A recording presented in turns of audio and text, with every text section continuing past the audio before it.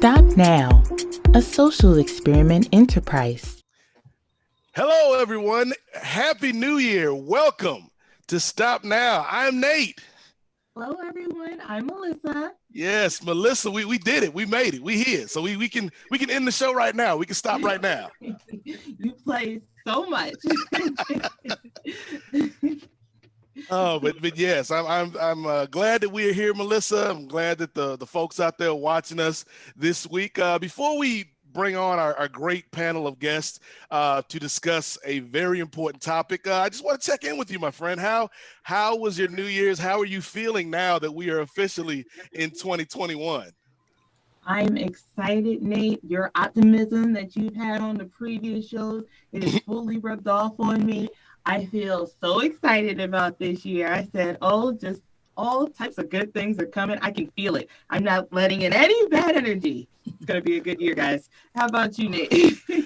I'm feeling pretty good. Like, obviously, just because the date on the calendar changes or the hour on the clock changes, it doesn't magically fix everything. But I do feel like, and we can talk about this in a little bit with our guests. Like, I do feel like there is power in the symbolism of hope.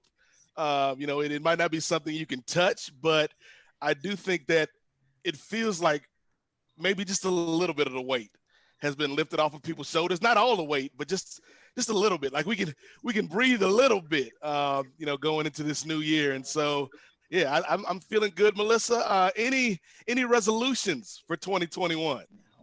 I say every year I'm going to stop procrastinating, but it's day two. And I procrastinated already. I said, geez, you know what? I'm going to start over tomorrow. Tomorrow I will stop procrastinating. So your New Year's resolution is to stop procrastinating. You'll get to that in 2022. I feel you on that one. I think for me, it's being more open to new opportunities this year. Because as we saw last year, like nothing is set in stone. Everything can change and ultimately probably will change. But I do feel like being flexible, being adaptable to everything that's going on is something that, can help me and maybe help the folks out there. That's a good one. I like it. It's something I'm going with. It's something I can stick to rather than like, I'm going to go to the gym every single day because that ain't happening. Like I'm honest with myself, Melissa. That's not gonna happen in 2021. It doesn't seem like when people try to go to the gym in the beginning of the year, that ever sticks. That's something that you decide, in April, you know what? I'm going to start going to the gym every day. January 1st, it's not sticking all year. I just don't see it working for anybody. It's the wrong time to pick that. But how about a resolution here for us to stop now? And I think it's something that our guests can definitely sign off on. And that is, we want to start the process of ending racism, ending human trafficking, righting a lot of these historical wrongs that are going on in the country. And I feel like, Melissa, like we can't do it all in one day. We can't do it all in 1 year, but something like the show that we're going to do today and just kind of raising awareness and having a conversation can go a long way towards changing people's minds.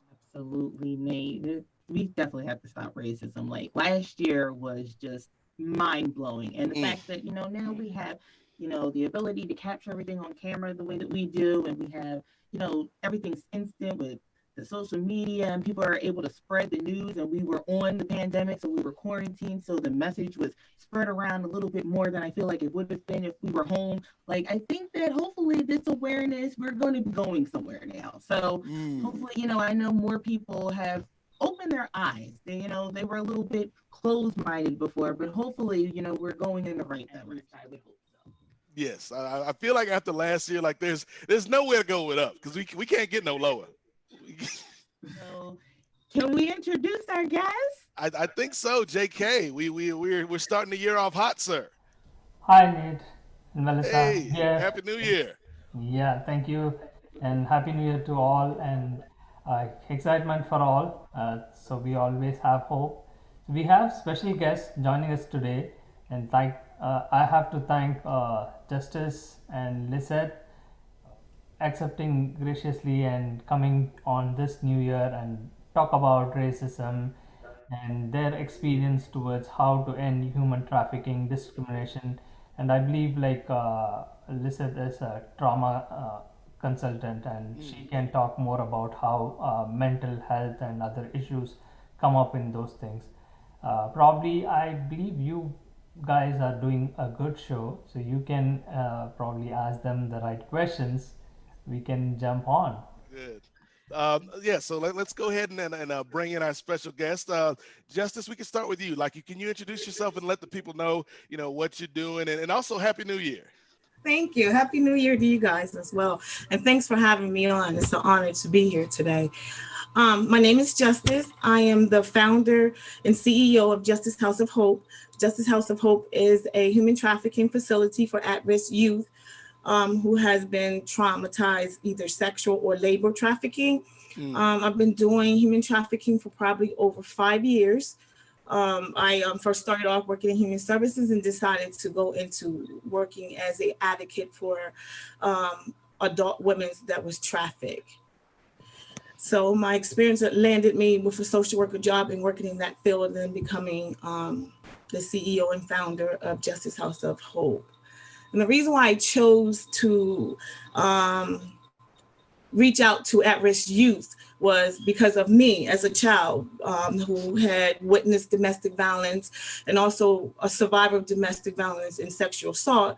And at a young age, I was sexually assaulted and got pregnant by the perpetrator who traumatized me. And I wanted to be the voices for the children that didn't have a voice, to say, we are no longer bonded. We are no longer chained. We are here, and I will be the voice if they cannot speak for themselves, to speak and to help them to get through the trauma. Because back in the time, as when I was growing up, it was a little harder.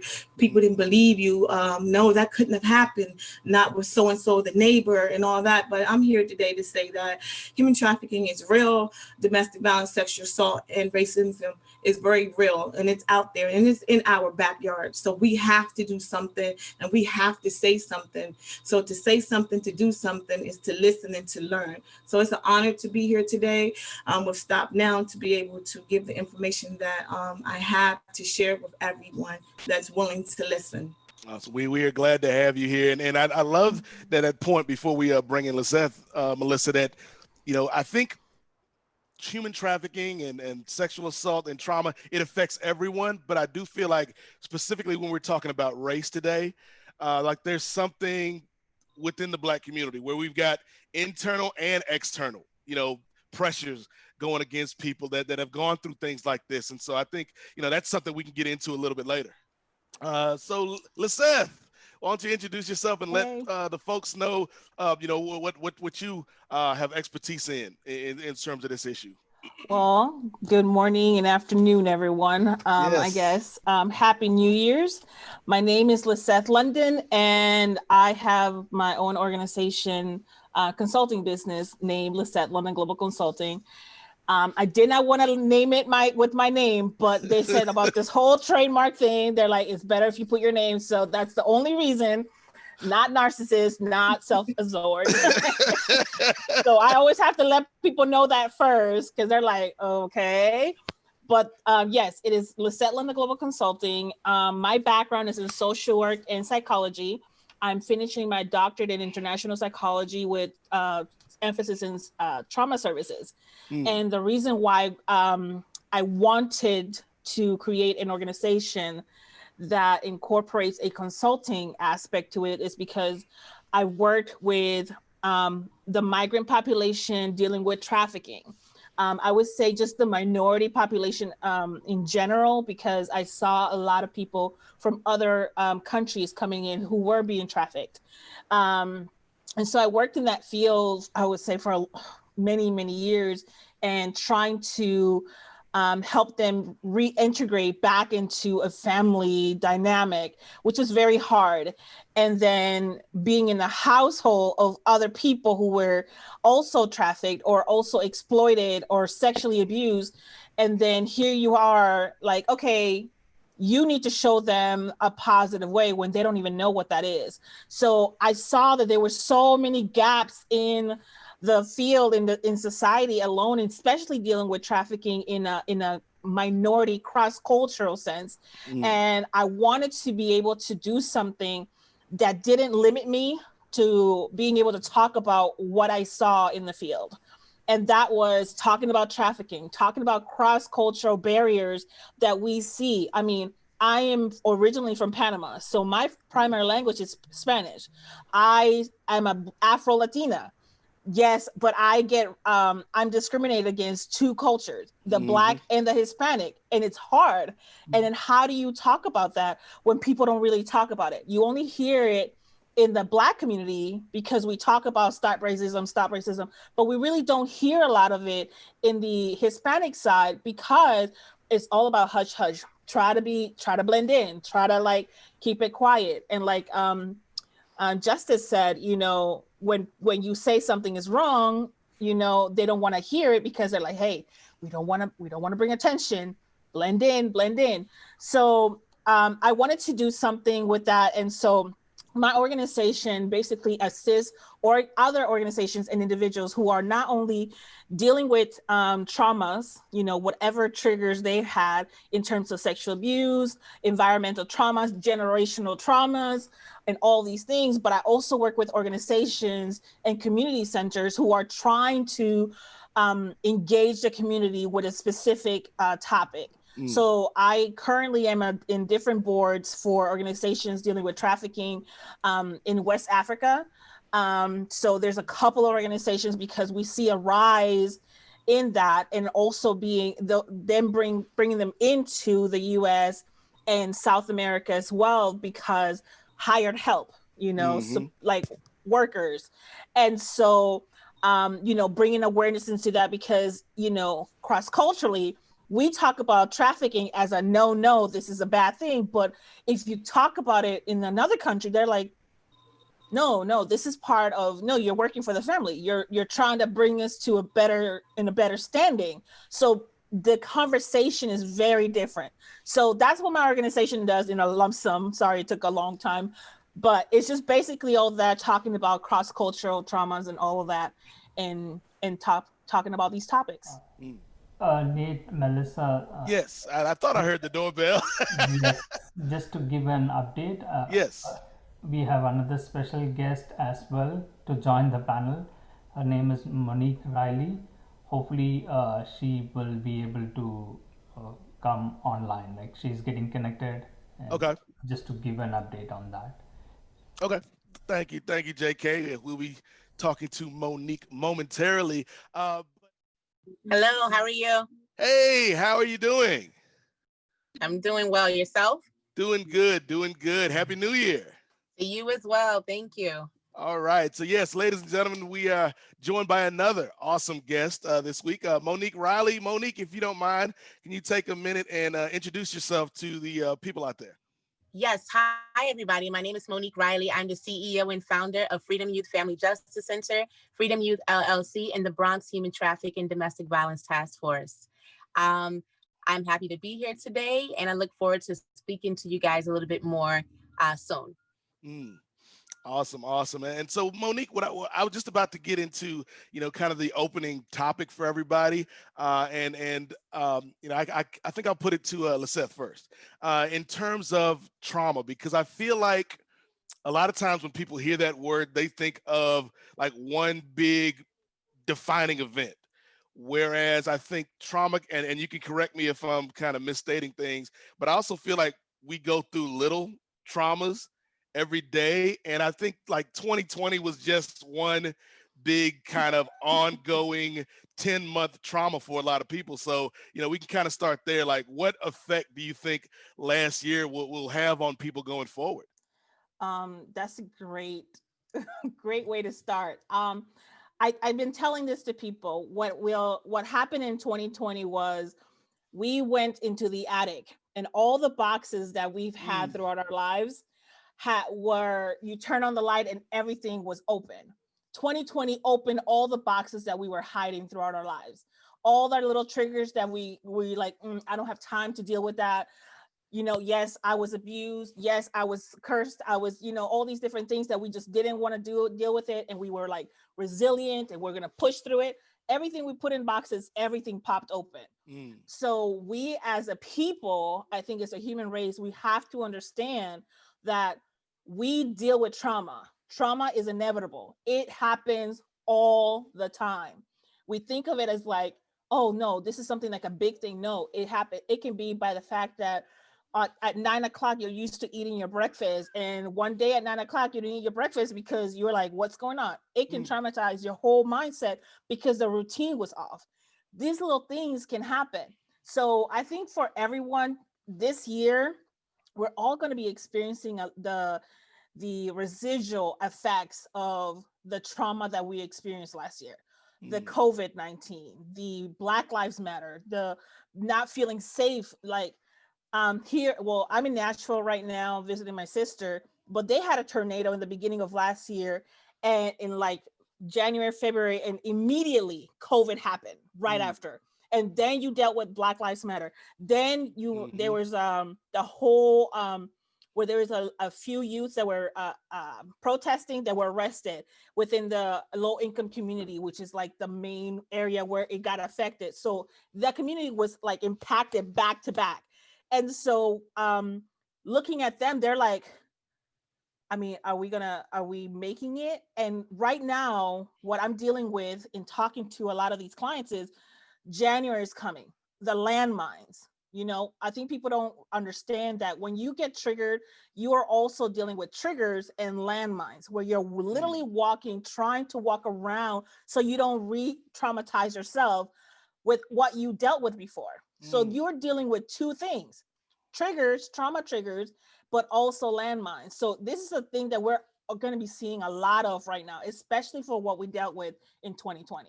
I think that's a great point, and it's so crazy, you know, Justice, like all the bad things in 2020. Like 2020 was so crazy that murder hornets don't even make like the top 5.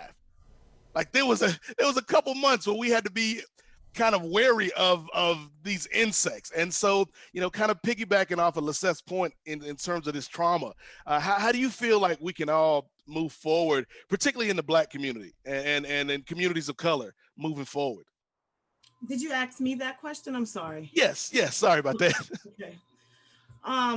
Moving forward with all the trauma that the survivors or all the people that have endured, first we're going to have to take a time out and breathe to figure out what we're going to do first or how we're going to handle certain things. Working with some of the survivors that I work with, dealing with the trauma, the racism, and the effect of what's going on in the world now, and dealing with my Latino culture and my African-American culture, they're all afraid. So the best thing is to teach them or to show them strength and give them courage to help them to get through these bitter moments at one step at a time. And what I mean by that is we have trauma everywhere, every day, all day.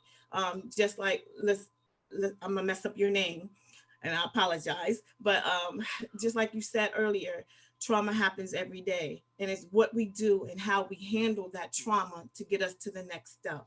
As long as we're speaking and talking about what's bothering us, and we as people and advocates giving them strength and supporting them, dealing with it, I think will be a better 2021. We won't have many suicide, people taking their lives, not sure what to do or how to do, or people that don't even know how to use their voice because they've been so traumatized, you know, and anything would trigger them, like the way you speak. If you speak too loud, if you say something wrong, we walking on eggshell. So the survivors that I deal with, that's all dealing with trauma. And I think when advocating and dealing with all those different things, as long as we give them the strength and the power to let them know it's okay and help them get through it, I think we'll have a better action done this time around. And Monique, like I feel like, again, this is something that affects everybody. 2020 did not discriminate in the fact that it happened, but I do feel like there were effects that were felt more acutely in Black communities, in brown communities, you know, in communities where it's low income. And so, you know, it's the old saying, when white America catches a cold, Black America gets the flu. And so, you know, just what do you think in terms of moving forward from this in 2021, you know, moving past kind of the pain and the trauma that we all went through last year? I honestly feel like, you know, we had, just like the woman had just spoke, you know, it's all about providing the resources It's all about providing the voice and the platform for these individuals, because with our survivors today during COVID-19, it did not discriminate, not one bit. In fact, we found more individuals going into the lifestyle of human trafficking and survival sex because they didn't have the funding. They didn't have rent. They didn't have food. And for much of our undocumented families, it was just horrible. Like they were depending on school lunch, because they don't have food stamps. They can't get this. They can't get that. So that they were very well much hit.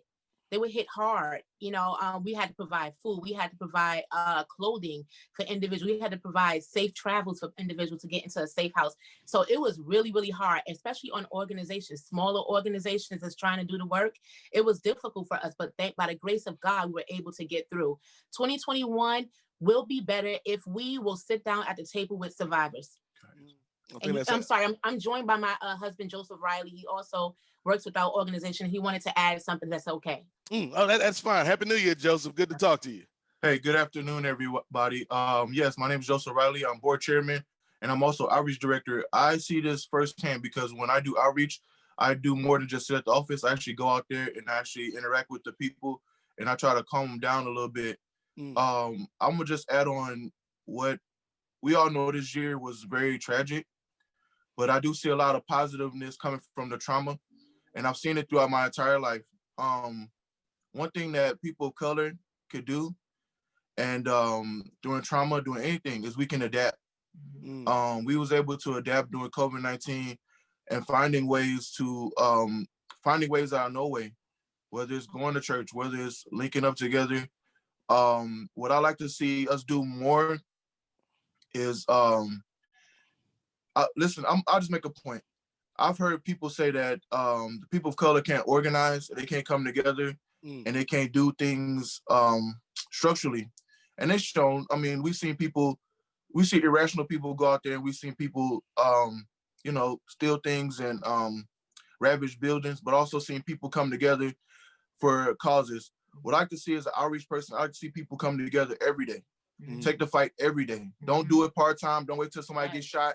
Don't wait till it's a need. Let's do this every day. Let's organize every day. Let's come together every day. That's the only way we're going to see some real change. Because we see that politicians don't care about us.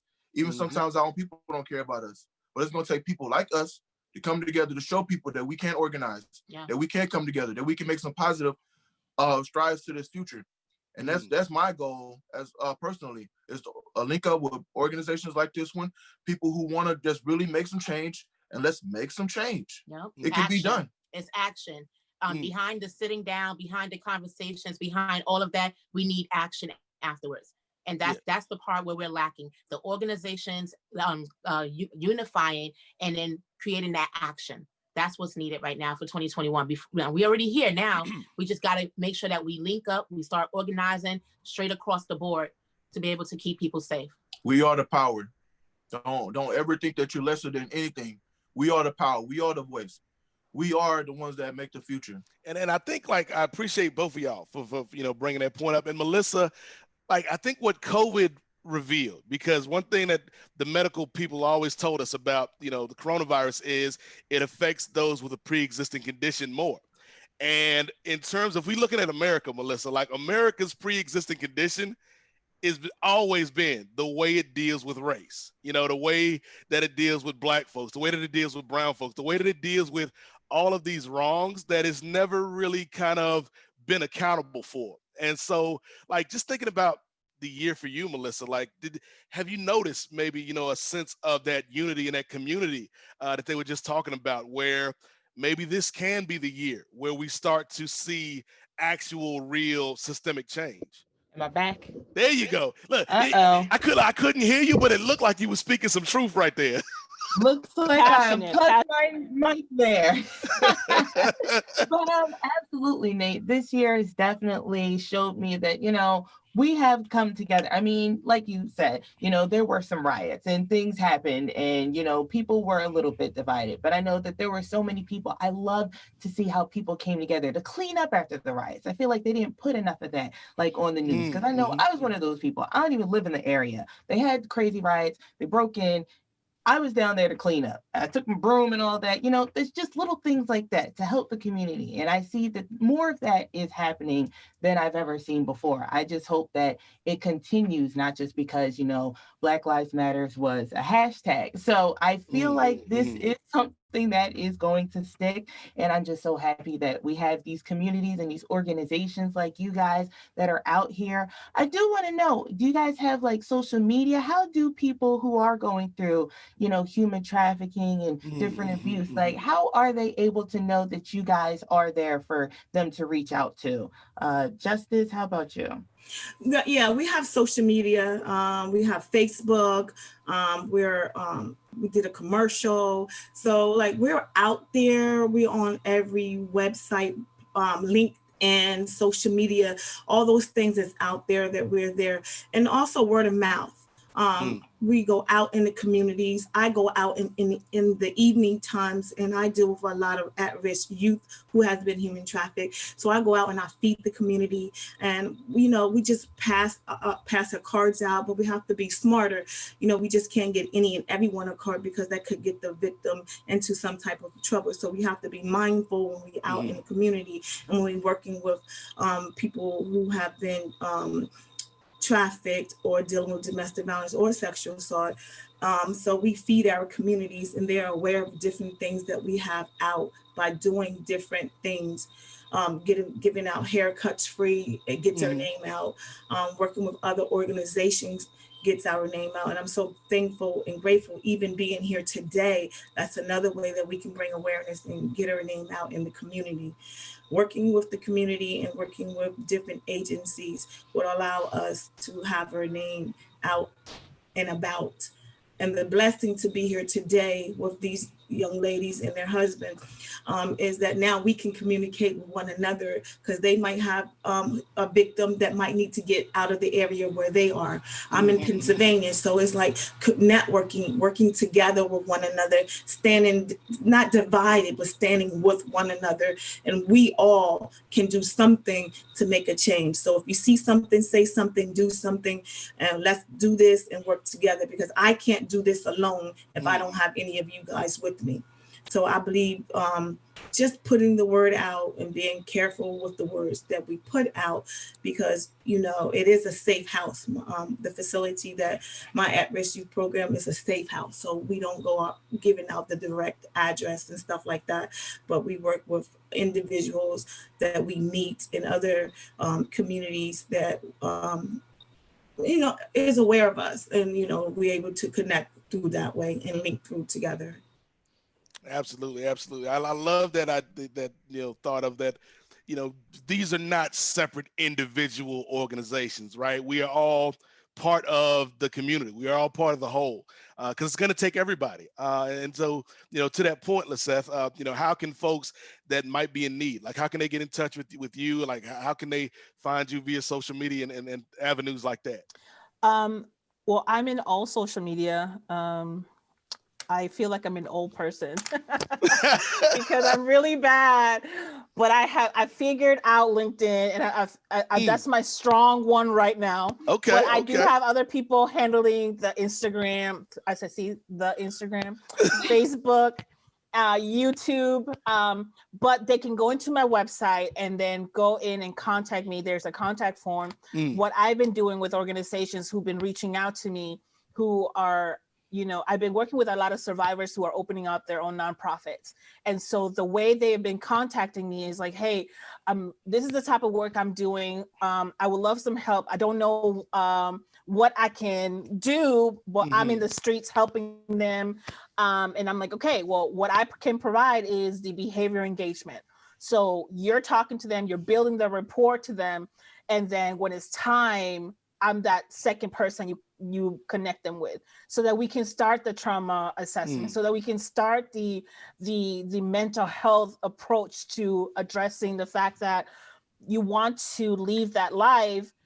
But what does that look like? You know, oftentimes we're like, no, come out of that life. And then you're like, but then you're not preparing them mentally to the fact that now they're going to be in a space by themselves. They haven't been in a space where it's been quiet in forever. So what do they do with that quiet? what, and so I've dealt with too many individuals who are like, I can't do this, Miss London, and they go back to that life. And it's heartbreaking because, again, we don't prepare them in the beginning. And so that's one of the gaps that I feel. I am there in the beginning. When you first go in and talk to them, I'm that. You text me, you can call me, you can message me. I am accessible at all times because I do not sleep very well. So I'm up.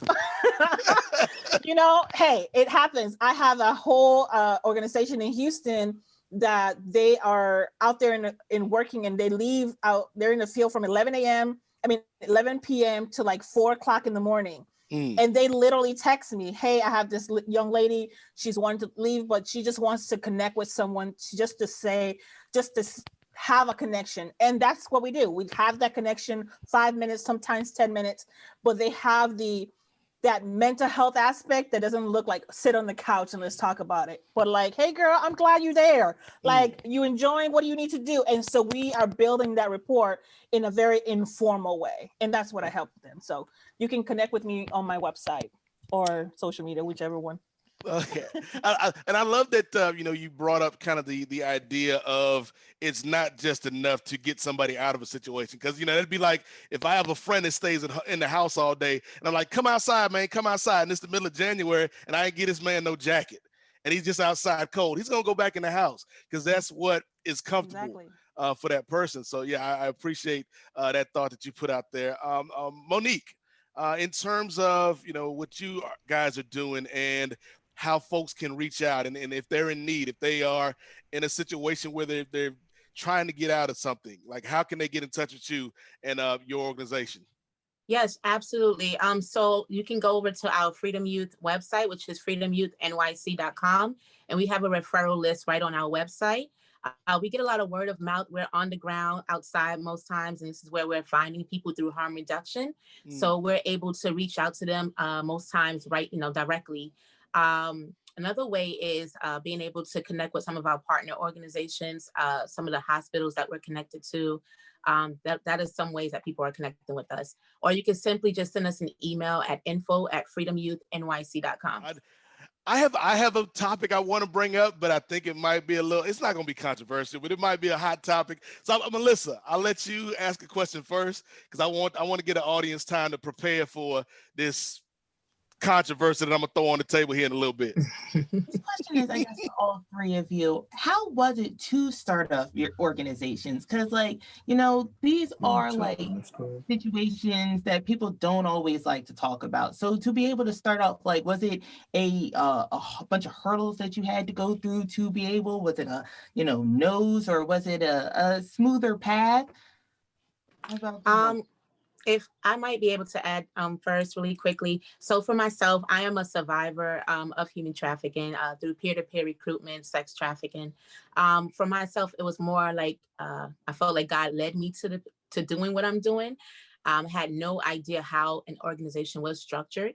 But I would say in 2018, I lost my job and I was devastated by it. I was working as a teacher and I lost my job for doing the right thing and just becoming a liability on what I would say to parents if they found out information. So I eventually didn't know what I was going to do. I started an organization based on unemployment had a program called a SEAT program in New York City. And this program will allow someone to basically start their own organization while they're receiving unemployment. I started and I built everything. I kind of got some help through SCORE, but it wasn't easy. And a lot of people didn't take me well. I was kind of like a joke in some sense, but I knew that I had passion behind it and I knew that I didn't want to see anybody else go through it. And so I decided that I would just educate myself, learn what I could, took a bunch of trainings, and here I am today with 3 organizations. I thank God. We're still growing. We're babies. We're only 2 years old, but we're growing. Only nothing. Don't do that. That's a whole toddler. I want you to understand. That's a whole toddler. Yep. Well, for me, thank you for sharing that. I appreciate that. I know that sometimes that can be a hard subject to talk about, but me as well, I'm a survivor of domestic violence and also sexual assault. And what drew me into doing this was when I was a child protective investigator, I had a child that came to me. She was about 9 years old, and she was telling me how unsafe it felt being at home, and how her mother didn't believe her. And it was just being a child protection investigator, you know, you have to report all those different things that's going on with the individual. So I had built a relationship with the young lady, and that gave me strength to be a voice because she was afraid to utilize her voice. So through her and through the trauma that I endured growing up as a child, and you know, and having a child through the perpetrator that raped me, gave me strength. With God Almighty gave me the strength to do this. Was it hard? Absolutely. Absolutely. I stayed up many nights trying to figure out what goes where. Education was okay because I went to school, I received the education, I got a degree, but it still wasn't enough because I didn't know the business part of it.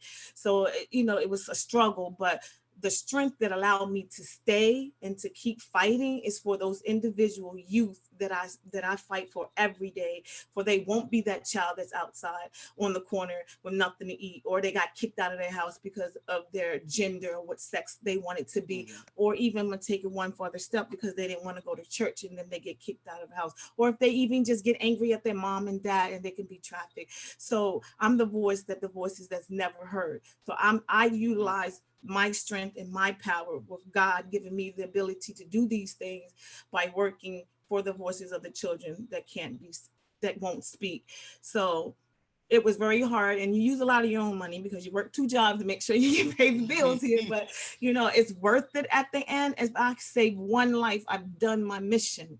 So, and it's my passion. It's just to be there to help, you know, to let them know that, okay, yeah, we went through some things, but just because we went through some things doesn't mean that we can't be who we want to be. And the sky's the limit. We can do any and everything, and don't have that light die, because if that light die, you die. So as long as you keep that light lit and you working for what you want and you have the strength and the power to help others, I think that's what made me stay in my business part and why I want to make a difference with the people that I touch. And it's really, really, really hard when you're working with children. It's a little different when they're older because I don't know why it's a different. It really isn't no different because trauma is trauma, no matter how old you are. But you know, the kids are the ones that don't have the voice or don't have that parent that can help them because of the addiction that the parent may have. You know, or sometimes I run into my little kiddos that they might have been sold to the drug dealer.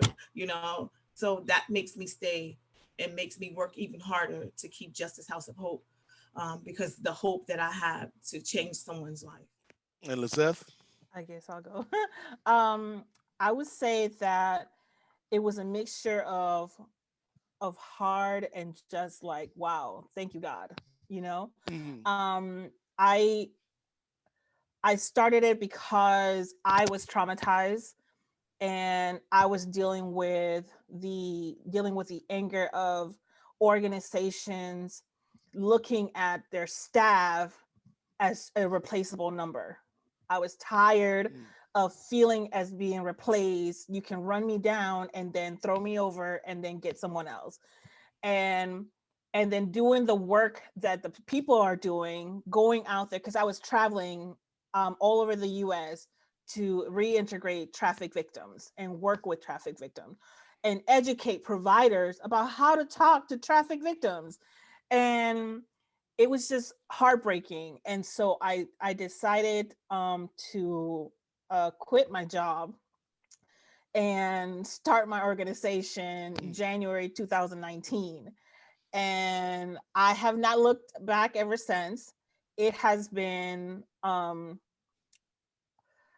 blessing because anything that I've needed or wanted, God has provided. Like, you know, when you just walk through a good road and like, man, I'm thirsty. And then there's the water right there. And you're like, well, okay. And so it was, so I can't say that the journey was hard because I knew that this is where I needed to go, because it was time for me to just get on my own and just to be there for other people. I think it was time for where I can talk to the victims and not have to worry about, I can't say God, I can't say this, I can't say that. I could just say and do what I needed, and by feeling and sensing where that individual was. And so I opened the organization, and I was just free. That freedom that you get when you're just like, you have your own, and you're able to help the people that you want to help without limitations, without telling you, okay, yeah, but they don't fit in this category. And you're just like, no, that person needs help. I'm going to go and help them. And so it has been great. I have not regretted it. I didn't think, I really didn't think it was going to evolve into what I'm doing now. I was like, I'm just going to stay in my lane and just like consult and just like how social workers should like train and like how you do this. And God's like, nah, I got something else for you. And then you're like, okay. But again, I don't regret it. I love the fact that I'm able to collaborate with other organizations, sitting here talking to you guys and talk about this topic without feeling like, ooh, I need to run it by the department to see that, like, it's just, you know. And so I'm grateful. It has been great. And I can't wait for what this year has in store. Awesome. Yeah, I think that's kind of an overriding theme. I think is that, as bad as last year was, like, there is, you know, hope. And I think that's a good word to have for this year. So now I'll get a little controversial, because over Christmas break, my nieces were in town. And so I was talking with the two older ones, because the little one was on the computer. So, you know, when she's on that computer, nobody else matters. So I was talking to the older girls, and they were telling me the story about a kid in their class and who's dating who. And I got to have a flow chart to keep track of all these kids. And she talks about one particular boy, and the middle niece says, you know, I don't understand it, Uncle Nate. Why are black men trash? And if I had pearls, I would have clutched them right there. I was like, okay, let's talk about this for a second. And so, you know, me and the middle niece and the older niece, we just kept kind of talking, and they're telling me more about the kid. And the more that they describe his kind of life to me, like, they don't see it, but, you know, I see it. Like, there's a lot of trauma in the story they're telling me about this young man. And so, you know, kind of talking about that, not to absolve, you know, black men of their actions, but I do feel like there is a lot of trauma within the black community, specifically with black men who don't either know how to or don't feel like they can kind of address those wounds so they can heal. And we can start with Monique and Joseph. Like how do you feel about like that question about kind of the trauma that you know, black men specifically deal with? I'll go first, and then you can kind of So I feel like they come from trauma, like a lot of like their backgrounds, the way they have grown up, down to like just the way that they respond. Sometimes it's just that they didn't have that nurture. They don't know how to be a nurturing. Not all, but some of them just lack that nurture. Some of them just lack the fact that, you know, I don't know. I mean, help me with this. How do you feel? I feel like a lot of black men, they come from that. It's like, it's just something that they're born into, you know, because of their mother's trauma, or I don't know. You know something, in our homes, what I've seen growing up, I can't lie. I had people to nurture me. And typically in a black home, there's not a father there to teach you how to treat a woman, to treat you how to respect, and teach you, you know, manly things. So I relied on my mother and my grandmother to teach me those things. Also, growing up, I seen a lot of domestic violence.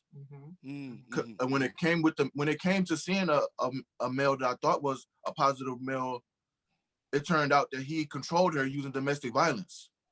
When I came to see it from my own eyes, I seen him like physically imposing his will on her instead of like out of respect, using respectful tactics to make, to be evil ground. He overpowered her into things. And some guys see that, and it trickles down from generation to generation.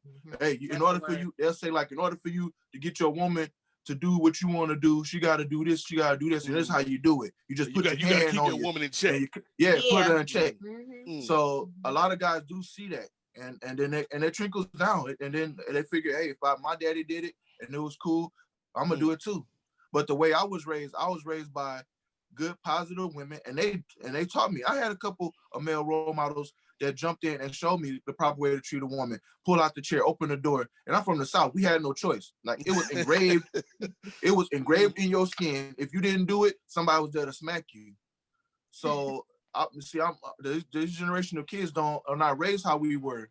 You know, my uncle really taught me. He really gave us an etiquette class, like literally every week in our home, how to properly eat, how to not slurp or stuff like that.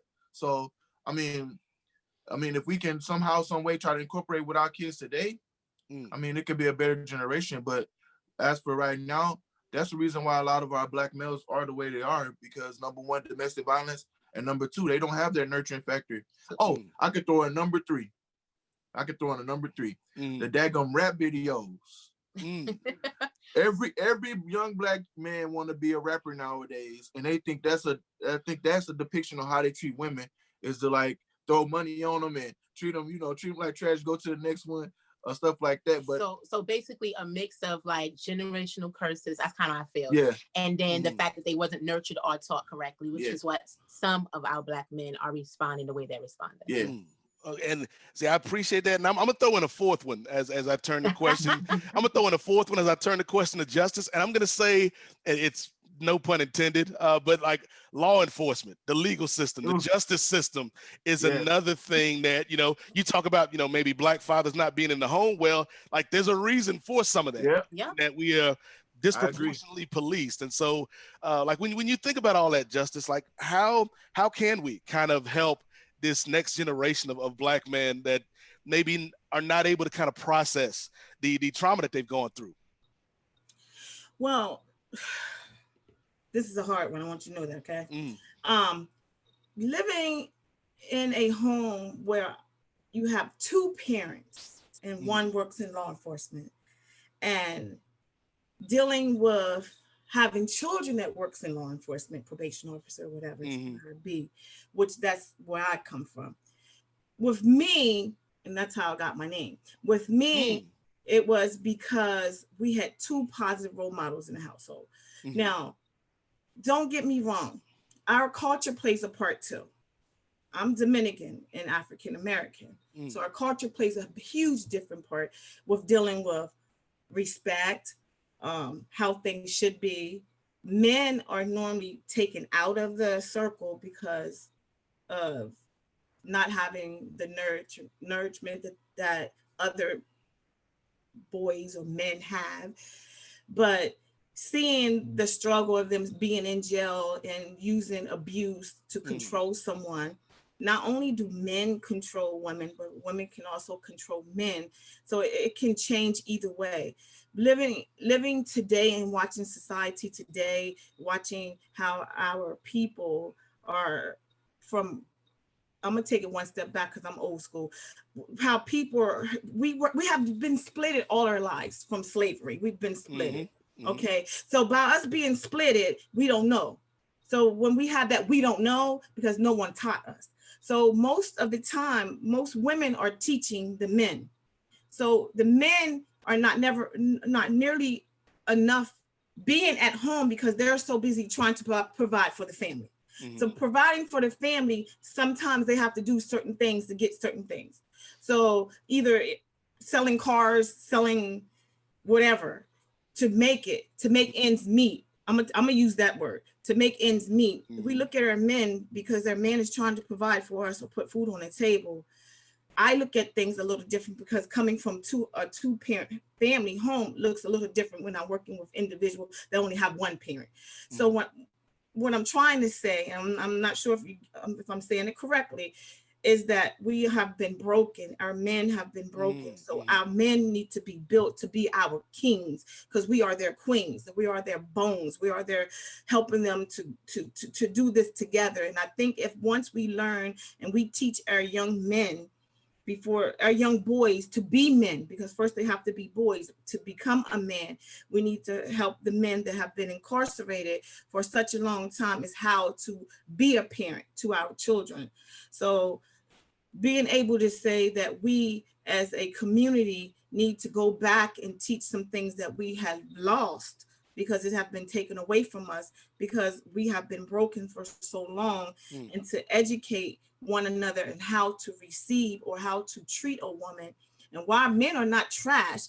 And I don't like that because we are people, but we might not know. So if we don't know, then we might have to learn how to ask. So if we don't know how to ask, we are not going to learn how to get the help that we need. So we need to help teach the strong men that's out in our community, help teach the ones that don't know. Let's put something in structure, a facility that men can start being involved with men with our boys' lives, because most of the time our boys' dad or their father are incarcerated or dead. The blue jacket boys, I would say, sometimes they could take that control because they haven't been taught how to use that control that they're trying to use or force on us. So I think if we work together and help educate the situation, that we'll be able to change the dynamic and make our boys kings. So I'm sorry, if I can add really quickly, and I agree with you, Miss Justice, wholeheartedly, I agree with you. You hit it right on the head. Let me tell you, I just feel like sometimes when it comes to trauma, boys don't talk. They don't speak out, and they're told, shut up, you're not supposed to cry. I mean, even when I came out of the lifestyle of being a sex worker, at the end of the day, I mean, when I got into a relationship with my husband, my issue was that, when he would show love or be sensitive to me, I would take that as a way of just being like, like, I don't know how you say it, but I was basically like harsh. Like I had a harsh feeling towards men. And so when he would be sensitive, I'm like, you're not supposed to cry. So a lot of times our men are like this because they are told to be hard. And so they have pent up aggression inside of them and they don't know how to release it. So I just wanted to add that on top of what you were just saying, Ms. Justice. Yes, thank you. I appreciate that. But that's true because, I watch the guys in the community that I live in or work in. And they want to make a difference. They want to be different. They want to know how to treat their girlfriend. They're asking, but we don't have enough men to show them. I can tell them anything that I can possibly tell them, even raising my boys. When I can tell them things, but if there's not a man there, if their dad wasn't sitting there beside me, they would never learn that. So I think we just have to go back a little bit and make some changes because our men's are great. You know what I mean? Our men's are kings. Our men's are everything, and our men's can help us to become everything that we need to be. But by working together with one another, like, hey, baby, that don't go like that. Why don't we try this? And working together and helping them understand it's okay to cry. If you don't cry, I got a problem. If my boys don't cry, I have a problem because something's wrong. Because it's okay to cry. That doesn't make you a weak man. I just want my brothers and sisters out there to understand and respect, because respect goes a long way. And when I was saying about culture as well, if you're a Latino, I'm not stepping on all Latinos. I know I'm Dominican and African American. I know they're dominant. We're a dominant people. But when you put two dominant people together, we're going to have a psh. So, we need to learn to work with one another, to talk with one another, understand one another, respect one another. I can argue with you all night long, but when we go in that behind before we go to bed, well, honey, what happened? What is the 10 warning signs? What we need to talk about just before we close their eyes. So we need to be taught that it's okay to be a man and cry, and to be a man and be like, we got power, and be a man to say, I made a mistake, and be a man, I hit you and I'm so sorry, but this is what I'm going to do. So I think if we just continue to do those things, we'll be an awesome culture together. United we stand, divided we fall. So yes, together. I appreciate you for bringing that up, Justice. And Monique, absolutely. Like, I think the point that you made about there is kind of this stigma, with men in general, but particularly when you talk about Black men and brown men, that we can't show these emotions, that we can't be sensitive. And so, Lisette, I think, speaking from my experience, like I'm somebody, and I've talked about this on other shows that I've done, so I'm not going to get too deep into it, but I was somebody that, was abused when I was younger. And from the age of 10 to probably about the age of 30, like all that stuff was kind of stuffed down and buried. And so, like, I wouldn't classify myself as trash, although there might be some women out there that would disagree, but I was certainly probably, you know, selfish and manipulative and closed off and things of that nature. And it wasn't until, you know, going through therapy and talking about it that I was like, oh yeah, okay, I can see all this now. So how do we get our young brothers, you know, to that point, Lisette, where they can kind of be open with their emotions, where they can kind of, you know, because I don't think that they can be good to anybody until they're good to themselves first. I think the first thing is we have to address the hurt. Mm. You know, we often want to do the let's fix this, let's da da da da da da da, but let's talk about why you're hurt. And I think that that's the problem. We skip over the most important thing where we ask, hey, what's going on? And they tell us why they feel this way. A lot of the things, so I was writing down information as I was, Ms. Justice and Monique was talking. And one of the thing is, because I've had this conversation before, and it's about transgenerational trauma, right? We hear it. I don't know if people understand it much, but the transgenerational trauma is very real. And you can't be a healthy person if you don't address the traumas that you are experiencing that was brought to you just by you being born, right? Be the triggers that you're facing because the way you were raised by individuals who are raising you the way they saw how they were raised, right? They're like, no, we're gonna do better, but in the end, they're still doing the same thing, right? So here you are being in the middle of transgenerational trauma, and then you're teaching, how do you teach a Black man, to be a respectful man, to be a caring man, to be an emotional man, to understand that everything is okay, when generation to generation, all you see is that's not okay. How do you do that? You can't do that unless you talk about it. Say, listen, I'm trying to do my best, right? The reason why we're having a difficult time reaching to you is because we don't know how to do this. Be transparent, be honest. Listen, I don't know how to do this because our history as a people, we were separated. Men and women were separated. The men were beaten in front of the women and degraded in front of the women, right? And the women then has to, like, they go to work and the man comes home, and then the woman had to make sure that this man still feels like a man, but he is so hurt. He is so angry. He's so frustrated, right? So the woman now has to raise a king, right? Because Ms. Justice said that we need to lift them up to be a king. But again, that's not our job. That is not our job. And I need women to understand this. Please don't come for me on no social media. I will tell you the same thing. I think that it is not our job to lift the men to be kings.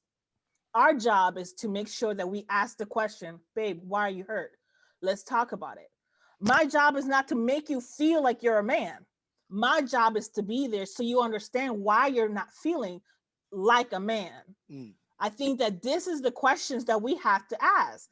And so another thing that I wanted to bring up is the skills. I think that is very important as women, as mothers, as sisters, as uncles who are raising men, or other just mentors in general, is that we need to adapt to understanding the importance of having healthy, holistic skill sets for our people. What does that mean? That means, okay, let's talk about self-regulation. The reason why men, we see a lot of domestic violence, we see a lot of abuse in general, is because they don't know how to self-regulate, right? They've seen so much abuse. They feel the emotion. They know that when I saw my uncle, I saw my father get to this point, he did this. So they're literally replicating the emotion, everything they're seeing. Why? Because no life skills were given, no skill sets were given. So if I'm dealing with this, let's talk about self-regulation. Let's breathe through this. Let's talk about it. Let's talk about therapy. The fact that you've gone to therapy, Nate, I mean, that alone breaks some huge stigma right there. Black male therapy, huge, right? But talking about it, this is stuff that we as a community, a Black and brown community is a huge stigma. Going to therapy, talking to someone, that's huge. They don't want to do it. But again, that's where we draw the life skills. So until we can get the individual to the couch, what we need to do in order for them to feel like a man, to feel like, to address the hurt that they've experienced throughout their life, is let's talk about it. Ask the questions. How are you? How are you doing? What's going on? Listen, I sense that you are upset and angry at something that I did or said or done, right? I don't know what it is. Before you cuss at me, because I will cuss you out, let's talk about it, right? Let's address it. Let's, Right. and go from there. There's so there is so many information right now about transgenerational trauma in the Black and Brown community. The research is out there. We need to be more educated in that. I think that is the part that we're missing in terms of how to address the traumas that are passed down, the triggers that they're feeling right now. COVID-19, we saw so much domestic violence. Excuse me. I had so many of my friends calling me like, girl, I just had to remove like 4 kids from the home because a mom and dad were going at it. Like, I had these type of calls throughout, and I was having to support them for the work they were doing, but why they were doing it, because all of the stuff that was going on. When you are experiencing an environmental trauma that is impacting you on the outside, right? The external, the internal you is like, I can't deal with this. I'm going to do my default. And what is my default? Right? Yelling, screaming, throwing, kicking, punching, whatever. So COVID exposed a lot of internal traumas because of the external traumas. And so how do you deal and heal that? You talk about it. Let's start talking about it. And so I just wanted to say that life skills and talking about it. I will go into a whole rampage about this. I have one statement that I want to make. I feel as though it's nothing wrong with helping someone that don't have the skills, or a lot of our Black and Brown men and women, because of culture, don't go and receive counseling. So when I utilize the term is helping or supporting our men and what our jobs are for, I think it's a little different once again, because culture, religion is a little different and everyone have a different opinion about certain things. But foremost, there's nothing wrong with helping your partner to understand what's going on. And I just wanted to just make sure I just clarify that, because I believe if I have a partner and they're having a bad day or whatever, sometimes certain people can't talk right then and there. Some people need that, let me go back. I don't like that. I'm one of those people, like you were saying, Monique, like, initially when I was with my person that I'm with, he's like the nurturer one. I'm not. I wasn't like that. So, he could be more on the emotional side and, talk about feelings. And I'm like, why do you want to talk about that? Like, I would be a little irritated, a little bit rude.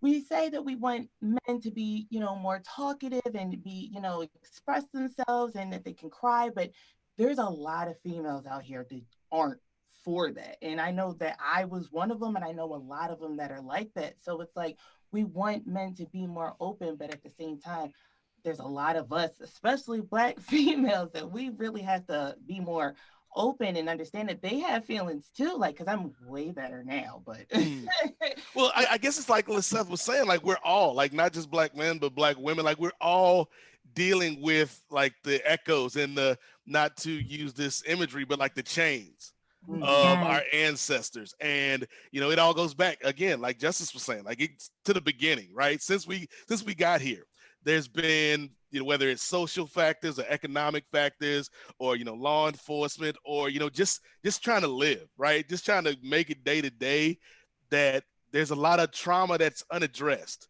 in the Black community. And I feel like, like it's not just on Black men, but I do feel like there's something particular. And, speaking from my experience, like I've had very supportive people in my life, but it didn't change until I was ready for it to change. And I think that's something where it's like, yeah, like there has to be kind of this moment where the individual is like, this can't be life, right? Not to steal somebody's song lyrics, but this can't be life. Shout out to Scarface. But but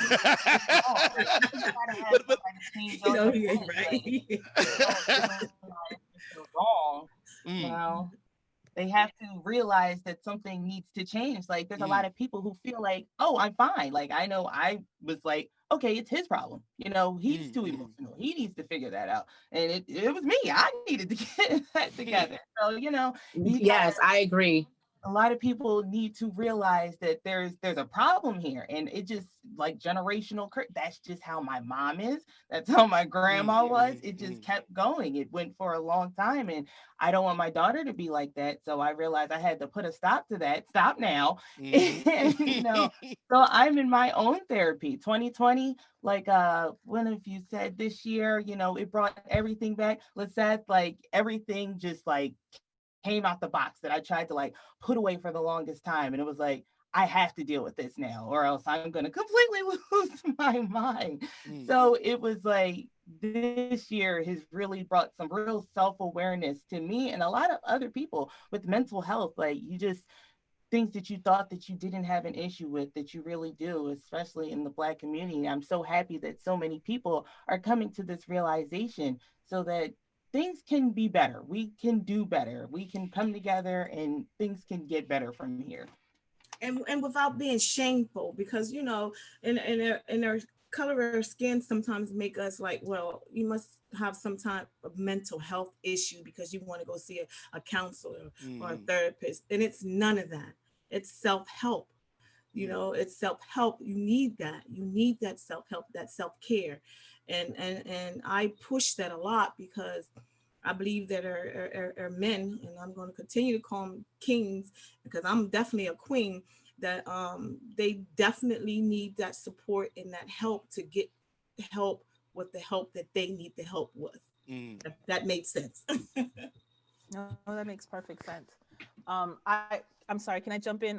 Yes. I wanted to say something. I think that as Melissa was saying, you know, we as women, you know, women had a hard time dealing with emotional men. We want a man that's emotional. We want a man that's be open, be transparent, babe. I just want you, you know, and then they are, and you're like, whoa, this is too much, right? And I think that the issue at hand, and Melissa kind of hit on it, but I really wanted to emphasize it because 2021, a lot of us are going to be having to address this as women and men because our trauma boxes are open and we are completely raw and open right now. And we need to be able to understand that the two people who were not comfortable with emotions or wanted emotions are going to have it in their face at all times until you address it, right? You're going to have to address okay, you want to cry because of what we just saw. Okay, I understand this. You saw yourself as this Black man on the ground. So we are going to talk about this together and we're going to cry about it together. Or you can cry and I will hold you. There is nothing wrong about these things. And I think that last year in 2020, the thing was that when all these things were happening, our people, right? Our Black and brown community were like, I'm feeling this. I'm experiencing this and I cannot breathe. Like I'm watching this and I'm miles and miles away and I cannot breathe. And is there something wrong with me? What's going on? Why am I feeling this way? And I had a talk about a couple months ago. And one of the things that I brought up was the reason why we as a people felt it from miles and miles away was because, again, our boxes were open and the things that we've experienced throughout our life, everything was dumped on us, right? And we saw ourselves as that woman in their apartment, as that man on the floor. And in 2021, we are coming in very raw, right? Very emotional, ready for a change, but still hesitant because they're like, I don't know how much more I can take. And I think that this part that we're in right now is the part where we have to interject and implement a life skill, let's talk about it, let's meditate, let's breathe, let's communicate with one another. I know the stigma about mental health is huge in our community, but we did see a huge dip because people were experiencing too much and they're like, I don't know what to do. Okay, people have been talking about talking to someone. Let me just see and try it out, right? And that's how a lot of people went running to see a counselor. Not because they wanted to. They were like, I saw and heard that it worked, so let me see, because it was just too much. So it's not to interrupt, okay, but go it's ahead. almost like, and I think maybe the two are tied together, but it's almost like Black folks' relationship with the doctor and the medical community. Like so many people, like I know my aunts and uncles, like they'll wait to the last minute, to get something checked out because they don't want to go through, finding out what may or may not be there. What I already know, I don't want to go over there. I self-medicate a lot because I know what it is. I have a problem with that too. I understand. But we wait and because in our minds we put the worst possible scenario, like, oh my God, I know they're gonna find cancer, I know, and all it is you just got a cold or something, but you waited and it manifested to this huge thing that now you have to take antibiotics when all you had to take was Tylenol. The thing about it is, it's like, don't let it get to a point that it gets so big where you feel heavy, where you cannot breathe, where you literally are walking and trying to do your normal life and you are unable to communicate and relate to others. It affects relationships. So a lot of our traumas, right, affects the way we engage. This is why we see a large number of individuals going into that the trafficking world or that sex world, right? Because they're like, this is too much. I just need someone to take care of me. I don't know how to do this, right? There's some individuals like, well, this is the best. This is all I know, right?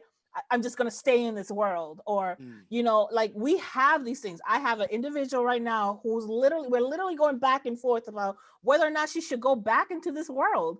And I'm like trying to give her all the things she's done. And she's like, listen, I get it, but what we went through was hard. Like, for me to figure out how to feed my children, how to pay bills, how to do, like, it was just too much. I just want someone to take care of me. I just want someone to like understand my emotions. And I can't even be mad at that, right? We can't even be mad at that because those are emotions that are valid, but the choice is not, right? So how do you separate these two things? And this is where we have to do, is by talking about it helps us separate the good skills, our good choices against what resiliency is when we choose. It's the resiliency of we choose and breathe and do yoga, or we do resiliency to pick up drugs and have, like, there's two paths to resiliency. Which one are you choosing? And that's what we got to talk about.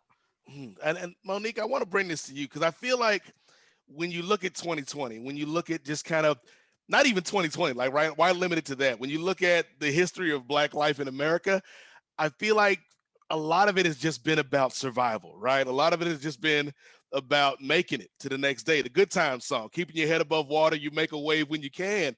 And so how do we get from a survival mindset to a mindset where we can go beyond that, where we're not just living, but we're actually having a fruitful life? I think just speaking from my own self, it's a decision you have to make. But not only that, it's what you're introduced to. So I always tell people a little bit about my story, being a survivor of human trafficking. It happened to me at 12 years old, where a 13-year-old got me involved in human trafficking. Her mother was sending her to school basically to bring other young ladies out. When I got out of the lifestyle, I had been taken from my mother, put into ACS, which was worse. I AWOL'd from there, went back to the girl's house, was trafficked up and down New York City, Pennsylvania, Mount Vernon, all of these different places by the mother and this young girl. When I got out of that lifestyle, I landed myself in Florida. I was 14 or 15. I decided I was going to get my life back on track. I got introduced to music and band. I don't know if you know, the South is known for band and football. And in New York, they didn't have that. So I was really excited about that. It opened my eyes to that. But when you're a victim of human trafficking or any form of trauma, you know, your mind kind of has this repetitive mindset where it's like something click in your head. And for me, anytime I was in lack or in need of something, like that little button said click, I can go get it the best way I know how. And that happened to me, I would say from 14 and a half all the way to 17 when I found out I was pregnant. At 18, you know, I had just gave birth to my child. And I'm going to come into answering the question now. At 18, I had just gave birth to my child. And my mother, I went to my mom, I was like, Ma, I need diapers for my baby. And, you know, she's Jamaican. So she was like, you know, if you want to, you know, you're a grown woman, you got a grown woman, go out there and get your money away. Whatever. Long story short, I ended up getting back on a line that I knew of from the young lady and her mother. And I was just going to just, you know, go make ends meet the best way I knew how, survive. Right. And so the guy on the other end, I'm going to get very transparent. So I apologize right now for my transparency, but I'm always an open book and I want to be able to tell people, you know, because I think that's another way to help people understand. So I called the guy. The guy said, oh, because the baby had cried. He said, is that a baby that I hear in the back? I said, yes. And he said, well, I have a proposition for you. And I said, what? And he said, it would lead way to more money because he was going to only pay me $200 and he went up to $400. His proposition was for me to bring my child with me while he laid with me drinking and have him drink my breast milk and my child watch him. So I went off. I'm not going to lie. I cursed him out real bad. You know, I tried to report him. I tried to do all of that. But the end of the day, it took me to really make up my mind then. I was already tired. I was tired of living the life. I was tired of surviving this way. And I didn't know any other way. I know there's jobs out there, but I had no skill set, nobody to help educate me, nobody to turn to, no organization that intervened in my life. And so at that point when I was ready to just like give in, cave in, you know, I decided that they had a 24 college credit program at Monroe College. And Monroe College, when I went to this program, I was accepted, you know, to get my GED and my associate's degree. It changed my world. It changed my life. Sometimes you just need a change of atmosphere, a change of something that's going to show you something different. And that was that for me. So you have to make up your mind first in order to be able to survive in this world and make a sound decision that's going to be for the best for you, and not just going to tear you down and put you in that repetitive cycle where the switch go click and you're doing the same thing you used to do. I appreciate you, you know, for sharing that, Monique. And I think like that is very applicable, like to a lot of people. Like they might not be in that same exact situation, but like there's a lot of people out there that I think are just tired, right? Like they're weary. They feel beaten down, you know, not just by last year, but by maybe the last 5 years or the last 10 years. And so, you know, when you think about just kind of getting to that next thing, like it might take change, and change is hard, right? Like we saw like last year, like there were people that were angry about putting a piece of cloth over their face, right? Like there's some people that were just mad about something small like that. And you know, but I feel like for our people, right, for our community, like sometimes it does take that catalyst. There's like, I can't do this anymore. If not for myself, for my kids, for my family, for my community, we got to do better. Sorry to interrupt. I think we can go on forever, and you all are so wonderful. And Monique, I don't want to cry, so you are so brave.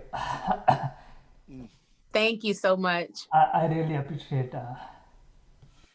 Like we could be here all day because we still got like, Melissa, we only scratched the surface on this racism. Right. Melissa, it's a couple times, guys, y'all saw me take a drink of water. Like I was getting a little emotional here because this has been an empowering conversation, but at the same time, like you know, JK, I do not want to cry, but I appreciate you guys coming on and doing all that you do. Like the community needs this so much, and you guys are all so wonderful for doing this. Thank you so much. And I'm going to find you all on social media today, and I'm going to connect with all of you because I want to find out how I can help more from where I'm at. Like you guys are just wonderful and very inspiring.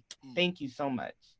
Melissa, you're already doing that by having us here and spreading the word. Is the beginning of it. I just want to say to everyone that's on the panel right now, thank you for sharing. And this is Human Trafficking Month, January. It is. So it was an honor for me to be here today. But I think we all are going somewhere with our statement. And I think we all have a powerful voice. And I thank God for giving us that voice for us to continue to fight, because trauma will have you down and out. And the blessing is to receive, is to get out of that. So just like Miss London said, you know, we have to get out. We have to go get, we got to get started. And we already seem like we already started. So, you know, we're continuing to fight this fight. And like I said earlier, this fight could not be won without all of you guys being a part of it. And I just want to thank you guys for allowing me here today to be a part of this.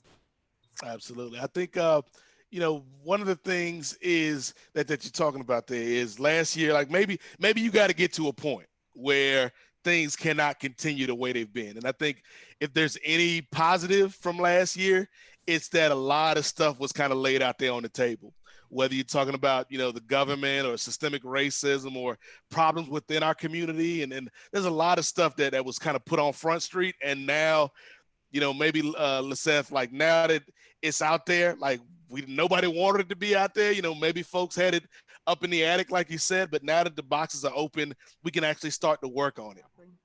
This is, I just want to say thank you for allowing me to be here. And I think, yes, we can no longer put these boxes back in the attic, you know. The emotions are out and the wounds are exposed. We can't put them back. This is the time that we have to address it, you know. And I'm grateful for this opportunity to be able to talk to Melissa, Miss Justice, Monique, and you, Nate, about, and Monique, your husband too. Great points. Tell him amazing. Because oftentimes we don't hear from Black males and it's very important. But I wanted to say that this is exactly the type of panels that we need to start having out, and just having this conversation. When we normalize it, when we talk about it in a very comfortable space, it opens up the ability for them to just be open and raw and say, oh, okay, so we can have this discussion, you know, because oftentimes people don't even know how to do this. I like what the Red Table has been doing, because a lot of people didn't know that they could just sit down and have a conversation about a topic, you know. So thank you again for having this conversation and for inviting me on your first podcast or video cat. I don't know. Again, I'm old. And for the first of the year. So thank you again. No, thank you. And then I real quick, I want to go around the room and we can stay with you, Lizette, because we do want to give our viewers out there, like if they might be in a situation where they need help, like how can they contact you again? You know, let out all your contact information, and we can start with you. Oh, okay. Well, you can, again, don't come for me, but my website is Lisette London Global Consulting. And you can literally just go into the contact information. It is the same as the website, as the social media for Facebook, Instagram, and LinkedIn. And you can find me again on YouTube as well, is on there. I started the podcast. I'm doing interviews with different people, and I haven't like officially published it because I want to be able to publish a lot, like 30.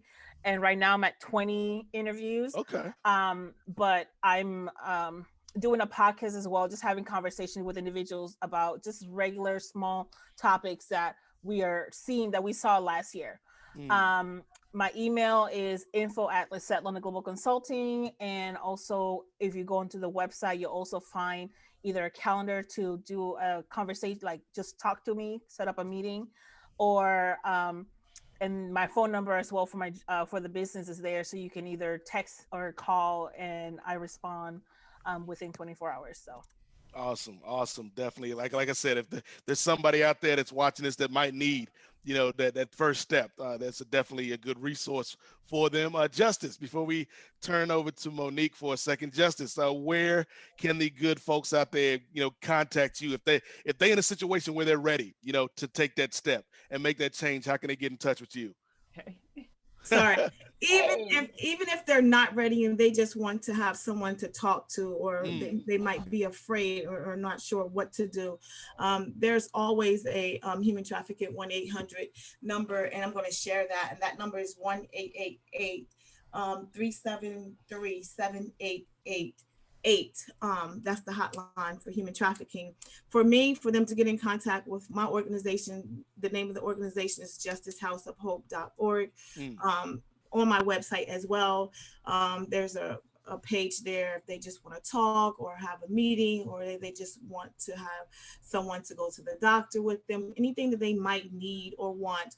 If they need care packages, if they need food, we also supply all those different things for them. Take them to doctor's appointments that they don't have to pay for. All those services is absolutely free for them. And once again, that's with my LinkedIn, my Instagram, my Facebook, as well, is all the same, justicehouseofhope.org. Please feel free to reach out to me. I'm definitely going to be reaching out to you ladies, because I believe that you guys have some information that I'm really interested in, and maybe we can work together on different things to make sure that we allow for all our survivors to stay survivors, and support them as well. And thank you guys once again for having me here today. Awesome. Thank you. And Monique, like any final thoughts, and also like where can folks get in touch with you if they need help out there? Absolutely. So my email is https@freedomyouthnyc.com. So you just put in freedomyouthnyc.com and you'll be able to connect with us. Our number is 929-367-4754. And you can also reach out to us by email, info@freedomyouthnyc.com. On Facebook, you can just look us up as Freedom Youth Family Justice Center, or Freedom Youth LLC, or the Bronx Human Trafficking and Domestic Violence Task Force. And also on Instagram, FY Family Justice Center. And then really quickly, I just wanted to add to you guys concerning the COVID-19. It's super important, as we are all threatened still for another close down, or close up rather. And so we want to make sure that you guys are knowing that individuals who have been propositioned by their landlords or roommates for sex, this is an issue. If they are, please get in touch with your local legal team, or the mayor of whatever you guys are staying at, whatever state you're in. Do not keep that, on hush, because we did a survey with NYU and New York University, and 64% of the women report having been propositioned, by their landlord and roommate for sex. We had 95% of our women reported being a survivor of recent intimate partner violence, and 53% of them, those women were reported to the abuse was worsened by 53%. 40% of the women currently living with their abuser reported that they were living with their abuser solely due to the shelter in place order, which means that a lot of our people who were being hurt and harmed were doing this, were actually at more risk during the COVID-19 lockdown. 5% of the women were engaging in survival sex since the pandemic started, and an additional 40% of the women were engaging in survival sex before the event happened. Food insecurity, poverty, and unemployment, and mental health was alarmingly high. And I'll send you guys the rest of the information by email. Thank you for bringing that up, because I do feel like a lot of people are focused, rightfully so, on the health concerns with COVID, but there's a lot that goes along with it that people might not see day to day. So I got some bad news and some good news, Melissa. Is it that time, Nate? It's about that time. But look, the bad news is, unfortunately, we didn't end racism or human trafficking today. We couldn't get it done in 2 hours.